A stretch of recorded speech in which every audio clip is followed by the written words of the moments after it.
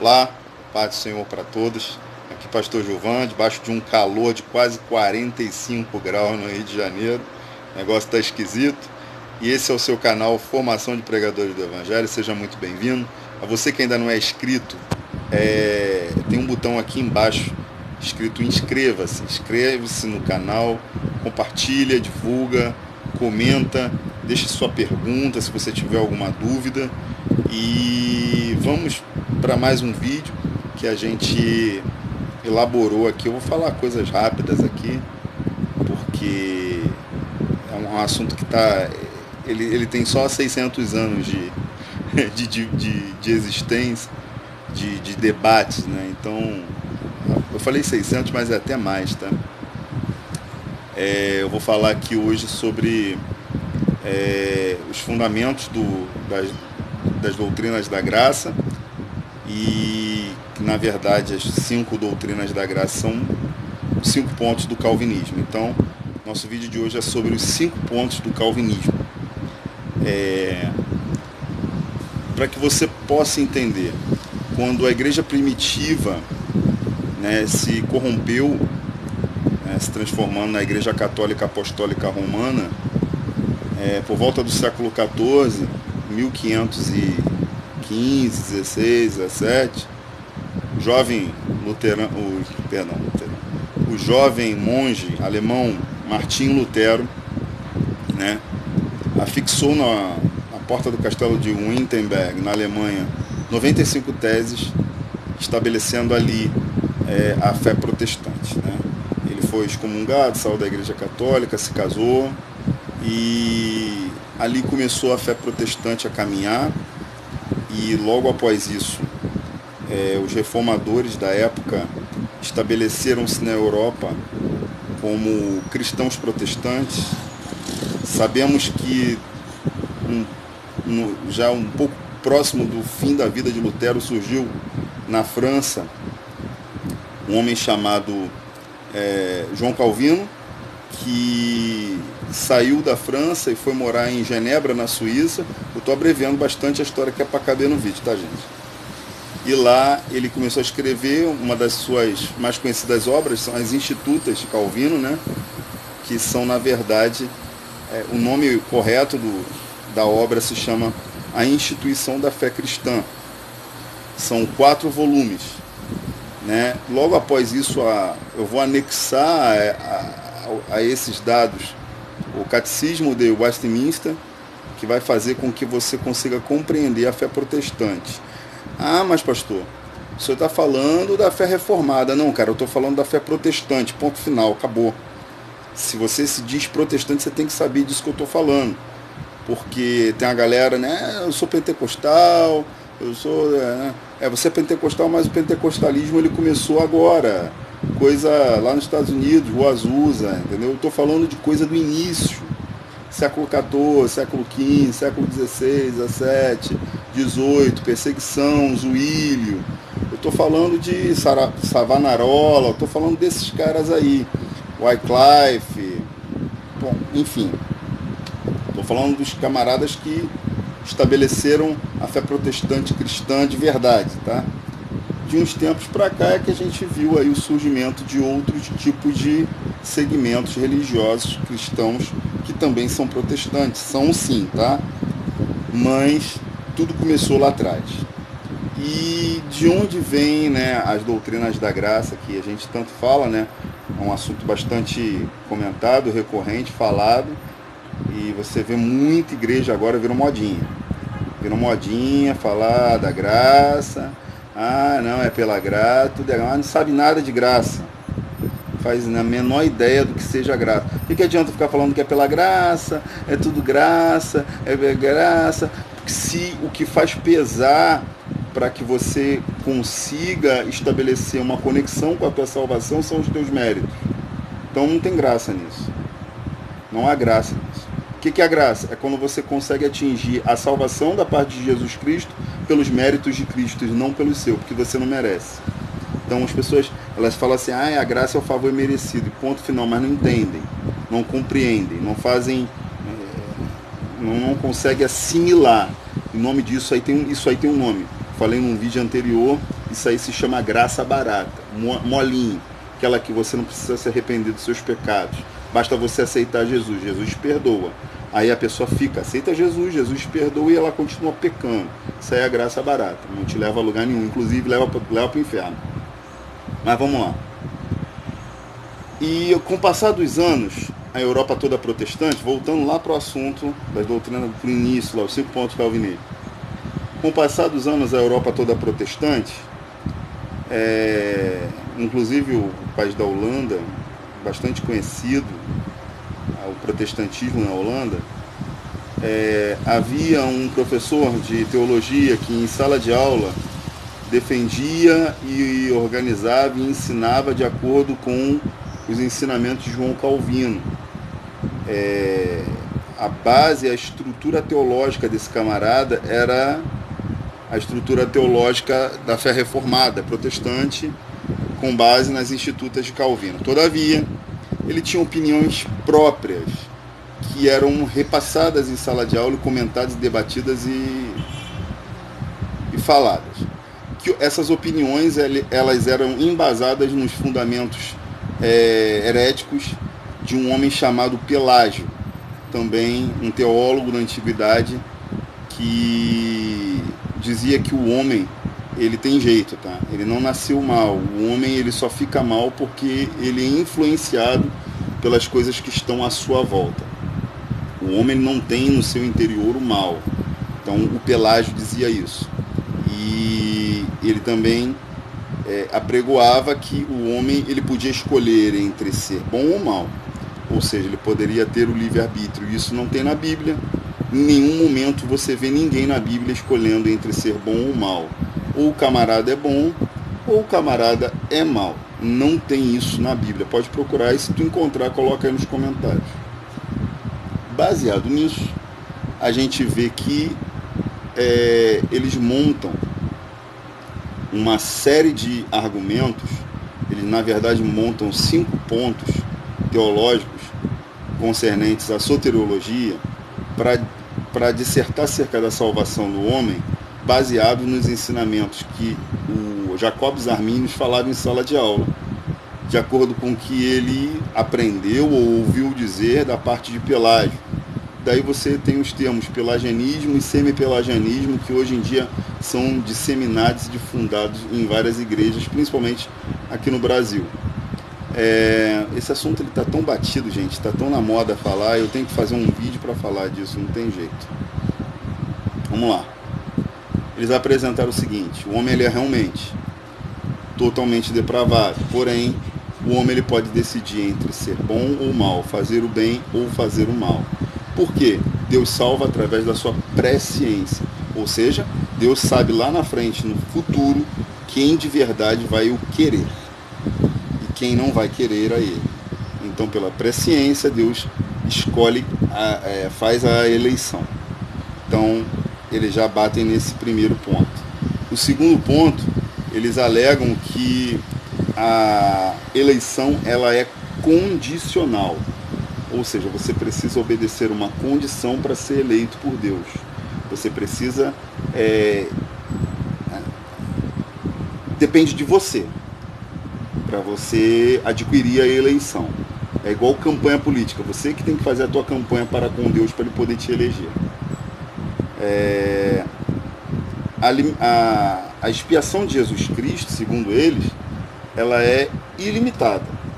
Jesus morreu na cruz para salvar todo aquele que se arrepende e tal, pá. E é ilimitada, não é para um povo específico. Jesus não morreu para salvar os escolhidos por ele. Jesus só morreu por todos. Todos. Tá? Jesus morreu por Hitler? Morreu por Hitler.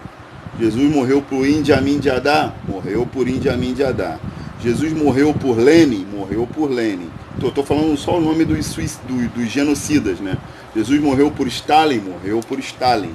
Jesus morreu, entendeu? Então, para eles, a expiação é ilimitada. Jesus morreu por todo mundo. Outra coisa, eles afirmaram que a graça de Jesus Cristo a graça, ou seja, o favor que nós não merecemos, ele é irresistível. O que é isso? Mesmo que Jesus me queira, mesmo que ele queira me salvar, se eu não quiser, eu não vou ser salvo. Então eles estabelecem isso, e para fechar, eles dizem que a salvação, você pode perder a salvação, né? Os santos perdem a salvação de acordo, eles podem voltar do meio do caminho, já que foram salvos. A ordo salutis deles é diferente. Então, a ordem de salvação para eles funciona diferente. A ordem de salvação para eles funciona da seguinte forma: para o pessoal que segue o arminianismo, né, Jacobs Armínios. A ordem de salvação para eles é assim: primeiro o indivíduo ele se arrepende, depois ele é vivificado, justificado e glorificado, né, e salvo de fato. Então, baseado nisso, eles acreditam que a salvação pode ser perdida. A pessoa está muito bem salva, mas ela pode perder a própria salvação. Fizeram um documento, levaram para um concílio teológico na Holanda, na cidade de Dort, a qual foram convocados vários outros teólogos para discutir acerca de soteriologia. E ali, todos esses teólogos, num sínodo que teve nessa cidade, que durou vários e vários dias, chegaram à seguinte conclusão: de que aquilo que foi apresentado, aqueles dados, né, aqueles fundamentos foram apresentados, na verdade, são doutrinas heréticas, que não condizem com o que diz a sã, sagrada Escritura, né? Para início de conversa, eles dizem que o homem, de fato, ele não pode ter livre-arbítrio. Né? Por que ele não pode ter livre-arbítrio? Porque todo homem nasce pecador, por causa do pecado cometido por Adão. Então, todo homem ele é escravo do pecado, ele é servo do pecado. Quando ele tem um encontro com Jesus Cristo, quando ele se arrepende dos seus pecados e passa a seguir a Jesus Cristo, ele migra da posição de servo do pecado e passa a ser servo de Jesus Cristo. Então, de maneira nenhuma ele deixou de ser servo, ele continua servo. Antes era servo do pecado e agora é servo de Jesus Cristo. Servo não tem vontade própria. Escravo não tem vontade própria, seja ele do pecado ou de Cristo. Se ele for escravo do pecado, ele faz a vontade do pecado. Se ele for escravo de Jesus Cristo, servo de Jesus Cristo, ele faz a vontade de Jesus Cristo. Logo, nenhum homem possui livre-arbítrio. Partindo desse princípio, vamos para as doutrinas. Primeira doutrina da graça, em contrapartida ao que foi apresentado em Dort, eles disseram que sim, o homem é totalmente depravado. Nenhum homem presta. E, por causa do pecado original, todo homem caiu da graça. Todo homem ele é desprovido de humildade para reconhecer a Deus e querer a Deus. Ele é depravado por natureza. Todo homem está fadado ao inferno, a não ser quem? Aqueles que Cristo escolheu. Vamos agora para a incondicionalidade, falei bonito, da expiação. A expiação ela passa a ser incondicional, ou seja, você não precisa obedecer uma condição para ser salvo. Não há sinergismo. Você não tem que fazer força daqui, Deus faz força de lá para ser salvo. Basta apenas Deus fazer força. Por quê? Porque se você mesmo, se quiser, tu não quer a Deus. Você não busca a Deus. Você não procura a Deus. Porque você é mau.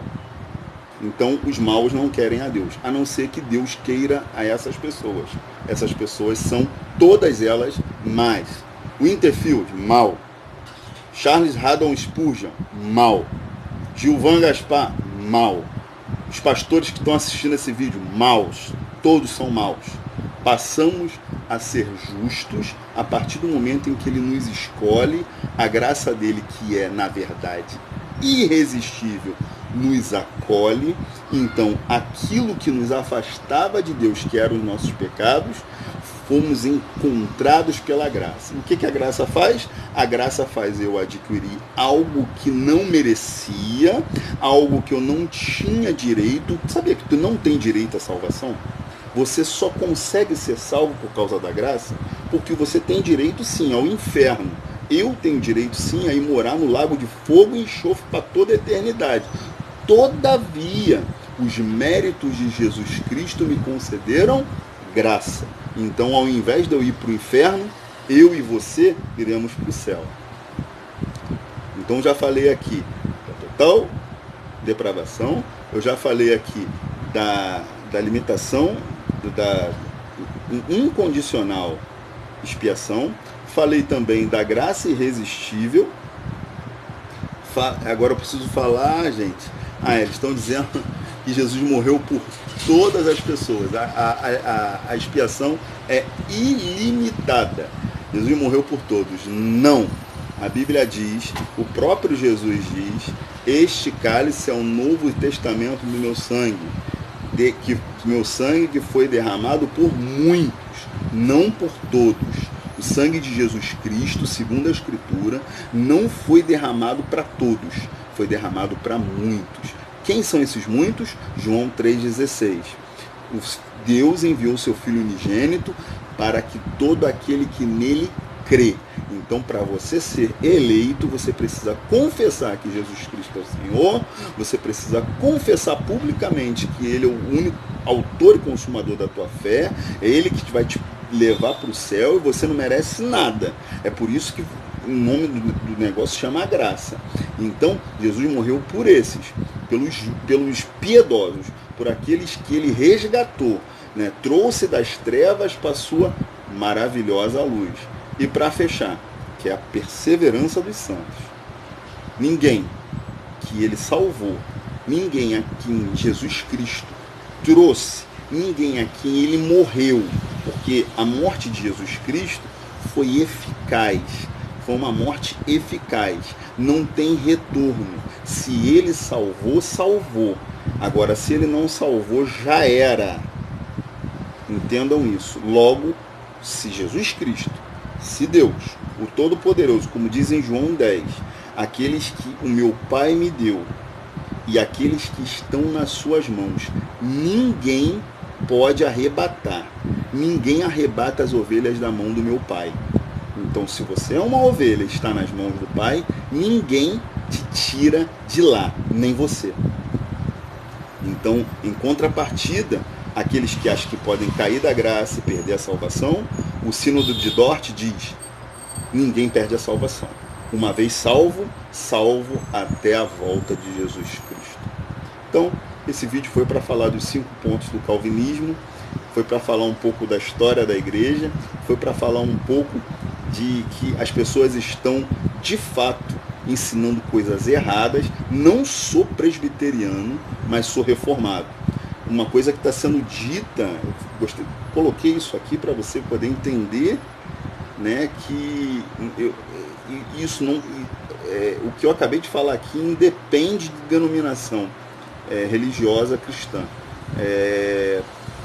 mas Bíblia mesmo, é o que está na Bíblia. E a gente, aqui nesse canal, a gente ensina e segue o que está na Escritura. Fica com Deus, um forte abraço, comenta, compartilha e curta a nossa página aí aqui no YouTube. Um abraço.